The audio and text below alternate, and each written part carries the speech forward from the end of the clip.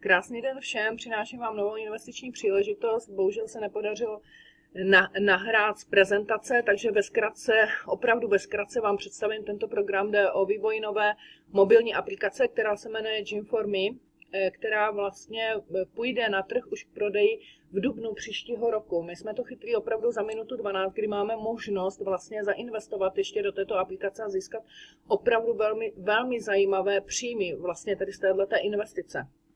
Ta účast v tom projektu vlastně závisí na tom, jestli se rozhodnete, že tato příležitost je pro vás nebo prostě není.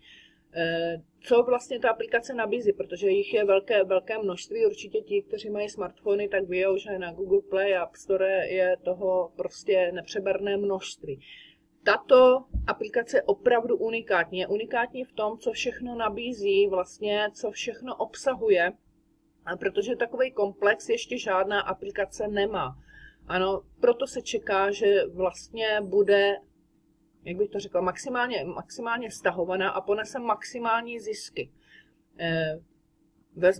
Vezmeme jenom to vlastně, co bylo dříve, když si vezmeme, kolik má která aplikace stažení, tak se podívejte vlastně na ta čísla, to je od roku 2011, to znamená opravdu velmi krátká doba, stalo se to na internetu, a nejenom na internetu, ale hitem, protože většina lidí už teďka chodí na internet z mobilu, používá různé aplikace Viber, zná spousta lidí, vlastně můžou si volat zdarma, že jo, takový kecálek, a prodal se za 0,9 miliard dolarů. Jo, tady hodnoty těch aplikací jsou opravdu velké. Když se podíváte, WhatsApp, ten začal, není to dlouho, že 80 miliard, on se prodal za 80 miliard, to je prostě neskutečné.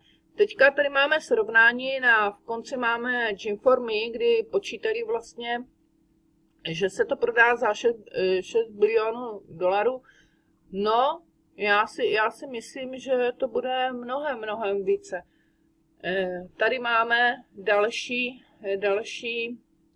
potvrzení o tom, že ta firma je registrována, byla registrována na Seychelách, od 12.12. přešla pod evropskou jurisdikci, přešla na Maltu, přešla do eurozóny právě z toho důvodu, aby byla pro ty investory vlastně průzračnou, ano, aby nikdo neměl strach, že to je nějaká firma offshore, doby, jak to bude, doby, co tam je, dohled vlastně na správu investičního fondu, protože to je investiční fond crowdfunding. Bude mít IFA, která má pobočku i v Praze. To je, si myslím, úplně super, protože vy máte možnost vlastně si zjistit, že tady tohleto má reálný základ, že to není žádný tunel, že to je společnost, která míní vážně to, co vlastně říká, všechno to, co dělá navíc. Tato společnost, to je její třetí projekt. Ano, není to první, je to třetí projekt, to znamená, má opravdu ty praktické zkušenosti už z toho trhu, kdy první, co prodali, tak byl Viber. Další, co prodali, byla Playtika.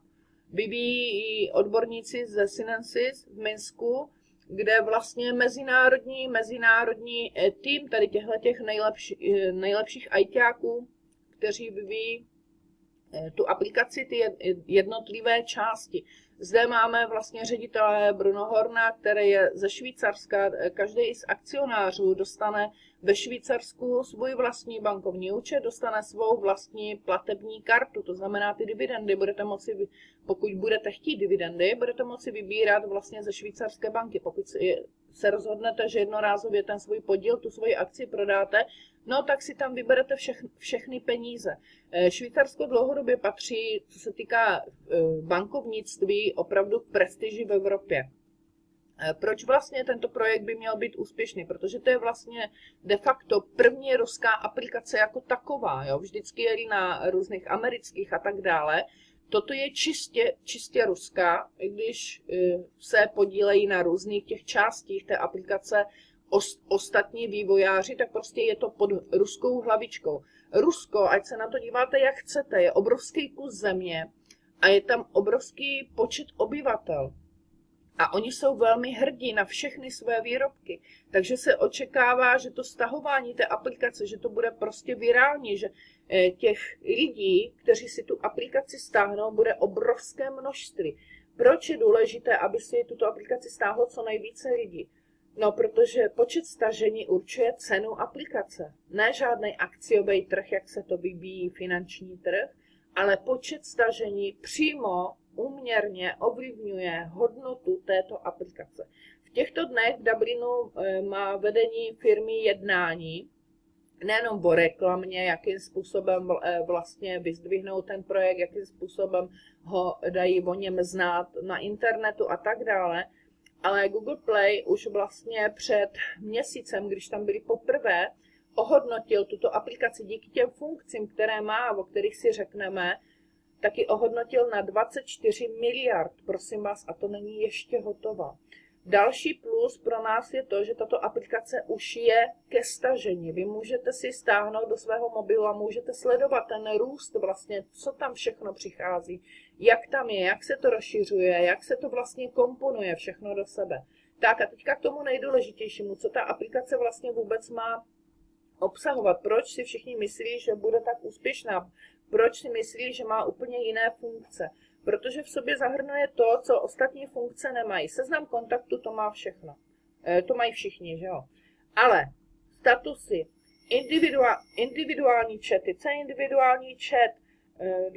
Když si vezmete, tak vlastně Skype, třeba tam může komunikovat omezené množství lidí najednou spolu. Jo, tam prostě víc jich nedostanete. A tady je to bez omezení. Vy budete moci mít ten chat otevřený nebo zavřený, to znamená, bude se moci připojit každý, anebo uděláte prostě uzavřenou skupinu. To stejné bude pro obchodníky, protože tato aplikace bude obsahovat ještě Marketplace, což bude aplikace pro zefektivnění vlastně služeb a nabídky produktů jako takových. Ano. Budete mít funkci sdílej, budete moci do zpráv dát fotky, videa, PDF-ka. To žádná jiná aplikace nemá. Dobře víte, že když máte poslat někam nějakou fakturu, nějakou smlouvu, něco prostě v PDF-ku musíte z mailu, protože přes aplikaci nějakou to nedostanete. Tady ano. V tom vidí vlastně to obrovské gro. Další věci, bezpečné zprávy. Kolikrát se vám stalo, že jste odeslali zprávu, ta situace se změnila, on už sice ten dotyčný si ještě nepřečetl, nedostali jste potvrzení, že by si přečetl, ale už prostě jste psali druhou zprávu, protože ta situace byla jinak. Tady, pokud si ten účastník tu zprávu nepřečte, kterou jste odeslali, máte 24 hodin na to, abyste prostě to zadání té zprávy změnili, což je úplně super. Další věci, hlasový modul, to je to, co jsem mluvila o tom Skypeu. Ano, tady v tom chatu budete moci vlastně mluvit všichni, kolik vás tam bude. Chystá se web verze, to znamená nejenom pro majitele mobilů, ale taky pro uživatele internetu. Další věci budou vlastně platby. Ano, tam bude bankovnictví v té aplikaci, to znamená, vy budete moci z banky, z jakéhokoliv místa na světě si budete moci dobít vlastně ten svůj telefon o částku, kterou si zašlete, a potom můžete přes ten telefon druhým účastníku, který má tu stejnou aplikaci v tom mobilu, poslat peníze, on je bude mít okamžitě. To bude trvat jenom, než mu bude doručena SMS, že ty peníze má. Zdarma dostane každý založení účtu v Evropské bance. Jo, bude mít vlastně elektronickou platební kartu, anebo plastovou, záleží na něm. Vedení účtu bude v dolarech, eurech a v librách. Takže umožní to vlastně rychlejší tok peněz. Pro obchodníky, jak jsem říkala, tady bude Marketplace. Co to vlastně znamená? Co si pod tím představit? Za prvé, ten obchodník bude moci nabízet, dělat ty akční nabídky. Teďka to dává do katalogu a já nevím, platí si reklamu na Facebooku a já nevím co. Tady prostě zadá a okamžitě k těm účastníkům všem se to dostane. Samozřejmě pokud si zvolí, že chtějí tu reklamu přijmout. A nebo, že budou prostě v tom daném místě, kde ten obchodník se nachází, pokud to bude kamenný, ano, to znamená nějaký opravář něčeho, třeba, nebo obchod nějaký kamenej, a bude, já nevím, v okresu Pardubice a vy jste z Pardubic, a budete hledat právě tu službu, tak si kliknete vyhledat, já nevím, tesaře a ono vám to vyhledá vlastně to tesaře a najednou zjistíte, že třeba on vám dá 5% slevu, když si sjednáte třeba přímo jeho. Ano, také se to bude týkat zboží, bude tam tlačítko koupit, to znamená, co jsou internetové e-shopy a tak dále, když budou nabízet to své zboží, vy budete něco zhánět, teďka lidi zhánějí na Heurece, na Molu a já nevím kde všude, tak se vám vlastně objeví to, co vy si zadáte, zboží, které hledáte, ono vám tam samozřejmě vyjede XX nabídek, ale vy budete mít možnost kliknout a koupit. Jo, to znamená, nemusíte nikam zadávat čísla karty, převádět peníze, protože vy si ten telefon dobijete o částku, kterou chcete, abyste tam měli, no a potom prostě to se z ní jednoduše strhne. Takže tam bude rychlejší obrat toho zboží, rychlejší nákup, rychlejší doprava, jo, všechno, co s tím souvisí vlastně. Takže já si myslím, že to bude super nástroj i pro ty obchodníky, i pro ty poskytovatele různých služeb. A navíc ty společnosti obdrží opravdu výkonný nástroj, protože tam budou mít statistiky těch prodejů, statistiku úspěšnosti inzerce, budou moci realizovat vlastně věrnostní programy a tak dál a tak dál. Vrátíme se trošku ještě na chvíličku k těm veřejným chatům, že to opět může být pro společnosti a pro fyzické osoby, kdy budete moci vlastně dát všem vědět zase o různých akcích, o všech možných děních, budete moci poslat, jak jsem říkala, textové informace, fotky, obrázky, videa, geolokalizace, to znamená, kde ten člověk se nachází, kde ta společnost se nachází, všechny soubory, odkazy na příslušné zdroje. Jo, tady tohleto prostě v těch aplikacích není a toto zvyšuje právě tu hodnotu. A i to, že ten chat je jakoby neomezený, to je úžasný nástroj prostě úplně pro všechny. Teď se podíváme, jaký je vlastně předpokládaný zisk v tomto projektu. Proč říkají, že by každý vlastně investor měl získat $3000 jako minimum za tu svoji akci za jednu.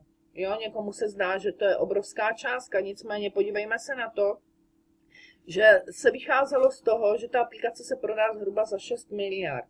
Já si myslím, že se prodá mnohem dráž, i když teďka ten Google Play řekl sám, že to má minimálně hodnotu 24, tak uvidíme, s čím vlastně oni, za jakou cenu ji nabídnou v tom dubnu k tomu prodeji a přijmou samozřejmě nejvyšší nabídku. Ale i kdyby se prodala za 6 miliard, tak když si vezmeme, že je vlastně 2 miliony akcí, z toho 1 milion si ponechává firma a 1 milion jde vlastně mezi drobné investory. Tak to podělte. To má 6 miliardama, vyjde vám $3000 na jednu akci. Prosím vás, tu hodnotu, jak jsem říkala, neurčuje akciový trh, neurčuje ji finanční trh, ale určuje ji vlastně ten modul sám, co ta aplikace obsahuje. Jedna věc a další věc, počet stažení. Jo, takže doporučte ji dále, je to v náš prospěch také. Vy to nemusíte dělat, ale udělejte to, ať co nejrychleji prostě nabereme co nejvíce klientů. A teď se podíváme vlastně na to, kolik můžeme získat za jakou investici. Ještě chci podotknout, ta aplikace je a bude zdarma ke stažení. Ano, za to se neplatí. Takže pokud se někdo rozhodne, že zainvestuje, že chce na tom prostě mít nějaký zisk, že chce opravdu získat velmi zajímavou kapitalizaci, tak jsou zde nachystané různé pakety, kdy vlastně za $200 byste měli normálně získat 2 akcie. Nicméně jsou tam ještě bonusy do konce letošního roku, to znamená, že ty akcie nebudete mít 2, ale budete jich mít 8. A v momentě, kdy se ta aplikace prodá a vy se rozhodnete prodat své akcie, tak získáváte $24 000. Prosím vás, ještě jsem zapomněla říct jednu velmi důležitou věc. Toto není hra na akcie, toto jsou skutečné akcie, budete se muset verifikovat, budete zapsaní v registru akcionářů, ve veřejném registru akcionářů, to znamená, každý si vás bude moci najít. A tím, že firma přešla na Maltu, tak vlastně Malta má podepsaných více jak 70 dohod o zamezení dvojího zdanění. To znamená, nebudete danit v České republice. A tam se tady ten typ akcí nezdaňuje. Takže ušetříte nemalé peníze, je to důležité vědět, o tom mluveno nebylo. Tak, další paket je BIS, který stojí $550 a v něm normálně jsou v něm 4 akcie, ale tady díky bonusům vlastně se dostanete na 22 akcí a pokud se rozhodnete zase prodat, máte $48 000. Ano, to znamená tady ten sloupeček je, kolik je zisk po prodeji, zde kolik je investice a zde kolik je akcí v jednotlivých paketech. Takže sami můžete přemýšlet, která ta investiční nabídka je pro vás zajímavější, nakolik se rozhodnete podstoupit riziko, protože v každém investičním projektu riziko je, nebudu říkat, že není, i když tady se umenšilo tím, že ta aplikace již je hotová, akorát se kloubí dohromady vlastně všechny ty její části, které byly vyvinuté právě proto, aby to bylo jakoby zabaleno do jednoho. Ano, ale nikdo z nás neví, co se může stát, proto upozorňuji na to, je to investiční projekt a s tím je vždycky spojené riziko. Ale pro ty, kteří se nebojí, a že takových nebývá mnoho, ale ti bývají nejvíce bohatí. Jo, protože ti ostatní dlouho přemýšlí, až jim ta příležitost uteče. Nicméně nejsou to tak razantní částky, aby si to nikdo nemohl dovolit, je to jenom o tom zvážení. Podívejte se na tu aplikaci na Google Play a sledujte ten její vývoj. Nicméně my jsme ten program chytili vlastně v samém konci, když už všechno je hotové. Takže toho prostoru moc pro přemýšlení nemáme.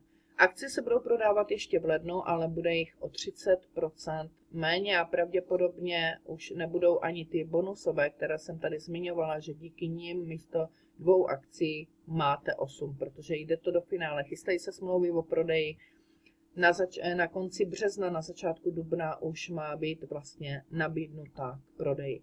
Obraťte se na člověka, který vám poslal toto video, pokud máte zájem se stát akcionářem.